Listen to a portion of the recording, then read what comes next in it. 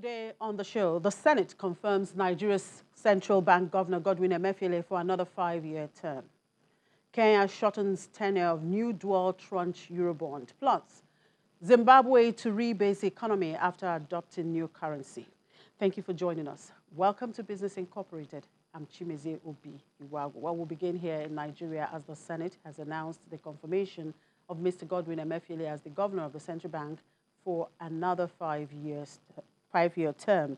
The confirmation is coming just 1 week after the request of President Muhammadu Buhari was read on the floor of the Senate, making it one of the fastest confirmation process carried out by the 8th Senate.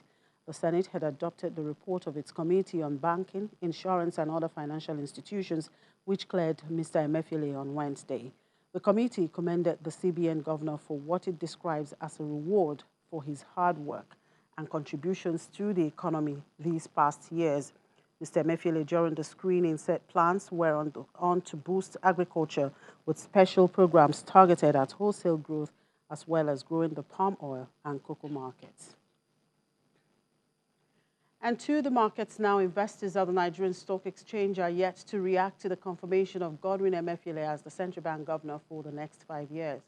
While investors are yet to digest the news, the all-share index was in the red at intraday, down 0.35%. The EGX30 in Egypt was also down 1.10% at intraday. On the other hand, the JSE index in South Africa was up 0.13%, and Kenya closed positive on Wednesday. And in the Middle East, Saudi Arabia's stock market rose at intraday amid rebounding bank shares, while markets in the UAE were down. The Saudi index was up 1.20% in early trade, with all its banks rising, while Qatar's index was up 0.08%, buoyed by its banking stocks. Meanwhile, markets in the UAE were down at intraday. And in Europe, markets traded lower in early trade on Thursday, despite a late rally in Wednesday afternoon trade. Well, let's cross over now to Frankfurt Stock Exchange, where my colleague Ashutosh is standing by to bring us up to speed with developments out there in the European space. Hello, Ashutosh. Good afternoon. Good afternoon, Chimi. Now, the U.S. plans to delay auto tariffs on European imports by up to 6 months. Now, has this postponement come as a major relief for investors in Europe? Most certainly. The DAX behind me were just raced northwards once this news dropped in yesterday.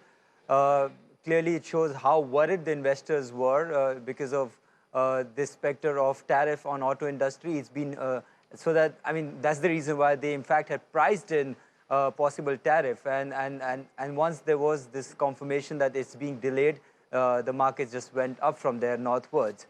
It would have been troubling for the auto industry. And auto industry in Germany, per se, would have been worst hit because they are the biggest exporters in the continent. Volkswagen, the biggest automaker in the world, has already said that the tariffs would have wiped out 13% of its expected earnings for this year. So it would have been huge, and it's a major reprieve for now.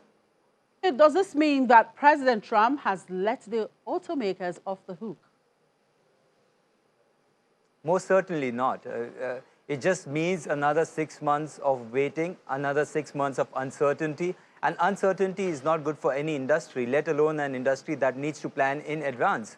So it does not matter if people say that a problem delayed is a problem half solved. It's certainly not a case in this scenario here, because President Trump is going to see what kind of concessions he's going to extract from the European Union, and also the fact that there are suggestions that Donald Trump is eventually going to hit European Union with some sort of tariffs or punitive taxes once his trade war with China is sorted. So right now he wanted to focus on just on one trade war with China, and hence the reprieve for the European Union.